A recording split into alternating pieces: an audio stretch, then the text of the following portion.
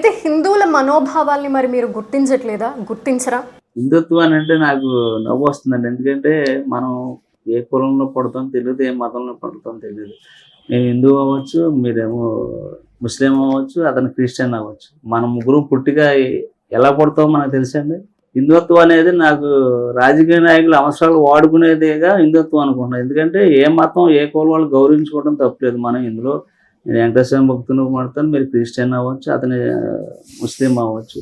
Example అనుకుందాం, ఎవరి మతం ఎవరి కులంలో మనం గౌరవించుకోవడం వరకే మన జన్మ అంతే.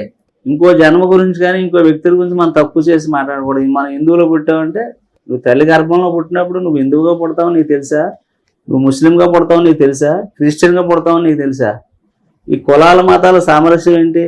ఇండియన్ గవర్నమెంట్ దేశం కోసం పోరాడింది. మన యుద్ధం జరిగినప్పుడు పాకిస్తాన్ మహిళా కమాండర్లు ముస్లిం మైనారిటీలు అని వాళ్ళు చూసుకోవట్లేదు.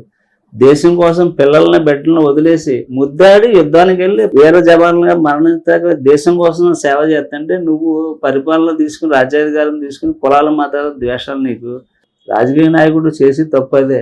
ఏంటిది మనకి సరిహద్దుల్లో దేశం కోసం పోరాడేవాడు హిందువు వెళ్తున్నాడా, లేకపోతే ముస్లిం కంట్రీ ముస్లింకి వెళ్తున్నాడా సరిహద్దుల్లో, లేకపోతే ముస్లిం సరిహద్దు ముస్లింలు లేకపోతే హిందూ సరిహద్దులు ఉన్నాయంటారు ప్రపంచ దేశాలకి.